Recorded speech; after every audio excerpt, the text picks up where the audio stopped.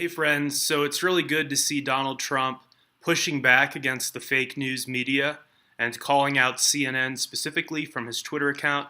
In a couple of tweets, President-elect Donald Trump uh, went right at CNN with the following. So CNN and some other media outlets were apparently furthering the fake news claim that Donald Trump is going to spend time working on The Apprentice, the reality show at NBC, that he was a part of for more than 14 seasons. So that is just designed to make him look bad. There is no truth in that story which CNN is promoting. And Trump tweeted as follows: "I have nothing to do with The Apprentice except for the fact that I conceived it with Mark B and have a big stake in it. Will devote zero time. Reports by CNN that I will be working on The Apprentice during my presidency, even part-time, are ridiculous and untrue. Fake news." So there you have it. And for those of you out there in the media, in the legacy media that is, not in the online media or the independent media, but for Jake Tapper, for the producers at CNN, just a message for you. We don't like you. We don't appreciate the fact that you are baselessly attacking our newly elected president. We don't appreciate the fact that you are continuing to further this insane and pathological narrative that Russians hacked our election. We didn't buy the Russian propaganda stuff. We didn't buy the Russian links to WikiLeaks. During the election, it made you seem kooky and unhinged. What makes you think the American people, the silent majority, would fall for that crap now? If you blame all of your personal and professional problems on the Russians, a nation thousands of miles away, a nation an ocean away, that has its own issues and its own things it's focused on, if you blame all of your personal problems on Russia, that makes you a crazy person. And further, Jake Tapper and CNN producers and others in the legacy media, we don't like you covering up Pizzagate. We don't like you attacking Pizzagate researchers or anybody even tangentially connected to Donald Trump who mentions Pizzagate. We have a First Amendment right to talk about Pizzagate as much as we want. And Hillary Clinton now, even though she lost, is stumping for this bizarre notion that we should do something about fake news. Oh, okay. Well, I don't see the provision in the First Amendment that says you can say whatever you want unless a corrupt old hag who lost an election says it's fake news, in which case your First Amendment protections dry up. That is simply not there. And Pizzagate, again, is not fake news. The media went after Joan Benet Ramsey's parents for years, went after them ruthlessly for years, and it turns out they're not even the ones who killed their daughter. The media went after O.J. Simpson, a popular NFL star, starting on day one. Now, why is it that a random pizza shop owner in D.C. is receiving the protected treatment from the media? I didn't realize that there was an elite class above all the rest of us, a superstructure of elites that cannot be touched by anybody in the media and cannot be spoken about in any negative light whatsoever. That elite class is the random pizza shop owners. It doesn't make any sense to any of us with half a brain. This Pizzagate stuff is clearly a cover-up, or the media would not be losing their minds. These are not good poker players. They have a pair of twos, and they're acting like they have a royal flush. Pizzagate is real, and the longer you attack those of us discussing it, the longer you fail to mention the actual WikiLeaks emails where John Podesta outs himself as a sadistic pedophile. You fail to mention the fact that John Podesta has not tweeted once since November 7th, which is unusual when half the internet is accusing you of being a sadistic pedophile. Quite unusual to disappear altogether, rather than at least refute the claims. And speaking of those claims, the man who went to prison for hacking Hillary Clinton's emails, at least the man that authorities believe hacked her emails because he's serving prison time for it, he sent a letter from his prison cell, a handwritten note to Fox News and the media, hoping to get a very important message out, and most of the media simply ignored him. What was that message? I'll read it for you because it's pertinent. Guccifer, the man who hacked Hillary Clinton's emails and therefore might know something about her since he hacked into her personal emails, this is the note that he sent to Fox and the media. Quote, Hillary Rodham Clinton is one of the high priests, a goddess of this occult, satanic shadow group. One must see their evil and profoundly corrupt motive to understand what I am talking about. Again, that's the man who hacked her, and he says that she is a goddess of this occult, satanic shadow group.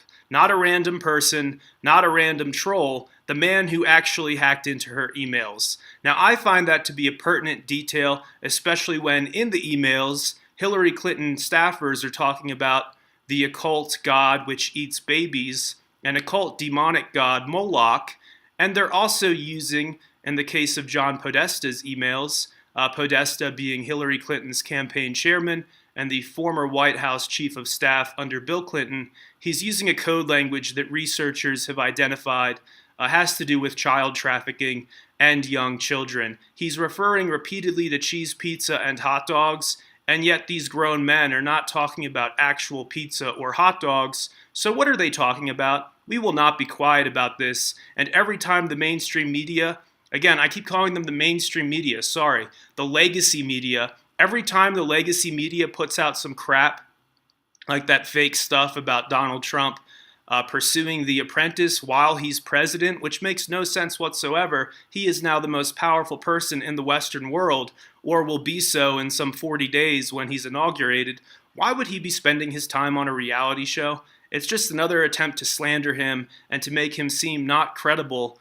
And by the way, there is nothing lower than what the media is doing now. They pushed this fake recount attempt.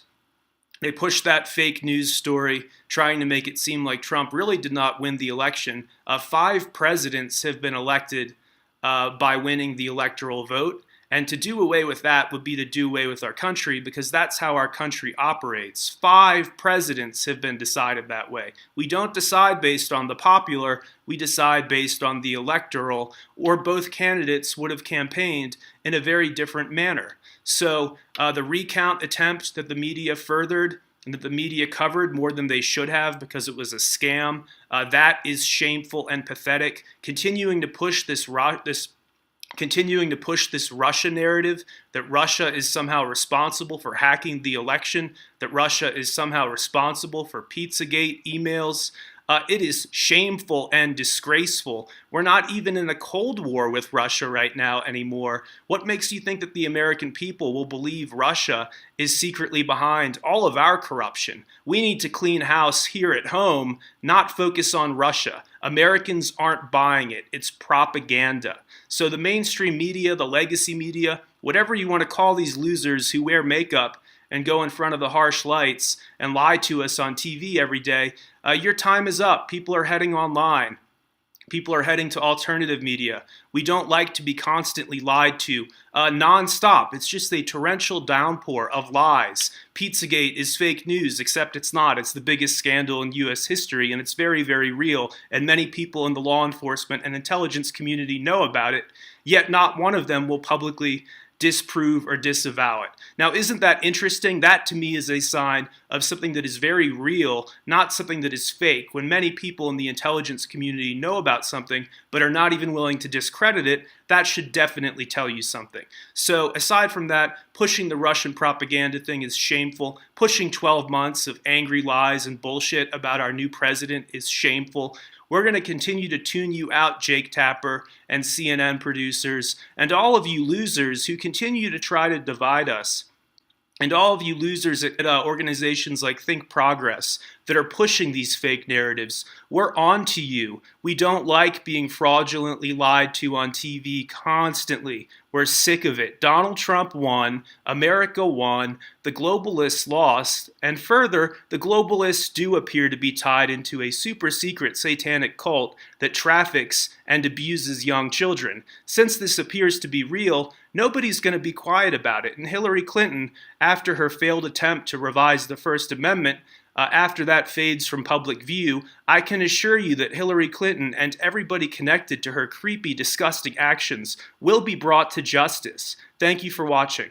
And I'll put a link to my last video in the description below. Go ahead and watch that 28-minute video where I went into some of the philosophy and some of the thinking behind gold and why I want every single human being who follows me here on YouTube or over on Gab, anybody who's aware of me, I want you to start looking into gold. Not financial advice, but if you watch that last video, you will start to see why fiat currency is a scam that robs you of your labor and time. You will start to see that and feel it, and once you see it, it can't be unseen. So I want every single person who follows my work to watch that last video, good philosophy about the nature of money, and this is another way we push back. Unfortunately, we've been so lied to that we probably have to push back on multiple fronts at once. We have to push back against financial manipulation.